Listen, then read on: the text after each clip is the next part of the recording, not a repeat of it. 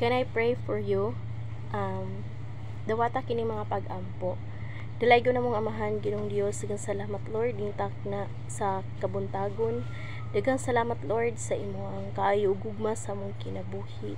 Lord, ako nagapasalamat sa tanang mga butang nga among na-receive diha kanimo Ginoo sa matag adlaw Ginong Dios. And Lord, I pray nga kining naa karon sa screen Lord, sa pikas screen Ginoo nga namati Lord sa ako mga pag-ampo, ako nagahangyo Ginong Dios, ikaw magauban kaniya, ikaw magahatag kanya kusog, ikaw magahatag kanya kadasig Lord, kung unsa mayang giagian karon sa iyang kinabuhi Ginoo, moy akong pag-ampo Lord Jesus, ni ikaw mo mulig-on kaniya, mutabang kaniya kanunay Ginoo. Lord, ado naman siya sakit ug balatian Ginoo, ado naman siya kalisdanan karon Ginong Dios nga giatubang siyang kinabuhi Lord. Ako nagaampo Ginong Dios nga ang imong kaluoy, ang imong gugma, ang imong pabor, ang imong ibubu kaniya Ginoo. And Lord, I pray nga mas mutubo pa Ginong Dios ang iyang relasyon nga kanimo. And I pray Lord nga ang kaluwasan magaabot siyang tibok pamilya, magaabot siyang kinabuhi Ginoo. Ikaw magahatag kaniya direction kanunay siyang kinabuhi Lord, i-bless siya Ginoong Jesus. And Lord, I pray nga ang imong kahayag magadanag siyang kinabuhi karon, nga mahigugma pa siya dugang kanimo, mahigugma pa siya Lord Jesus, nga ikaw ang iyang makinabuhi sa matag adlaw siyang kinabuhi Ginoo.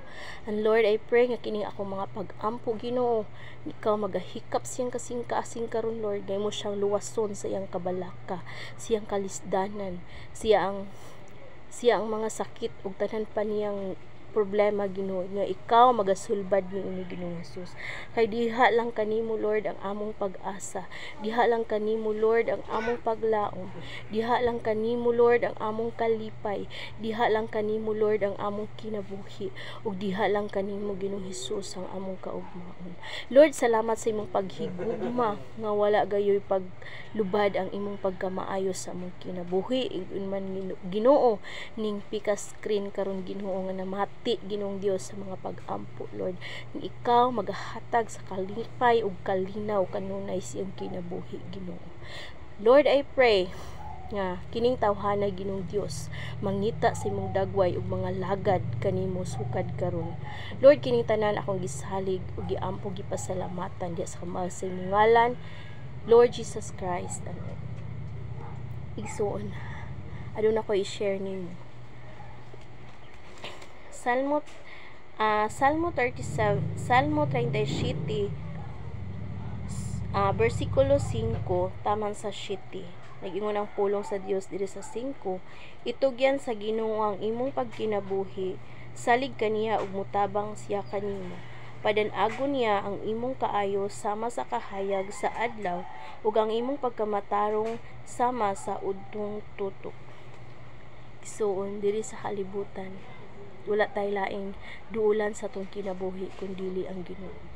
Sa bisan unsa ang imong buhaton, itugyan sa Ginoo ang imong kinabuhi, itugyan sa Ginoo ang tanan nimo nga mga plano sa kinabuhi. Kay once nga itugyan nimo kanunay sa Ginoo, magmalampuson ka sa imong kinabuhi. Ang kadan-ag sa Ginoo mo'y mudan-ag sa imong kinabuhi karon. Diin ang kalinaw, diin ang kalipay, kauswagan. Dili man ka mahimong maaruhay sa kinabuhi, pero aduna kay kalipay sulod sa imong kasing-kasing. Aduna kay kalinaw sulod sa imong kasing-kasing. Kay kabalo ka nga ang Dios nga imong gialagaran tagya sa langit ug sa yuta, ug dili gayud siya mopakyas kanimo.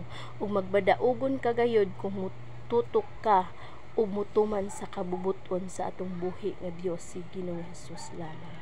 Igsoon, thank you and God bless you.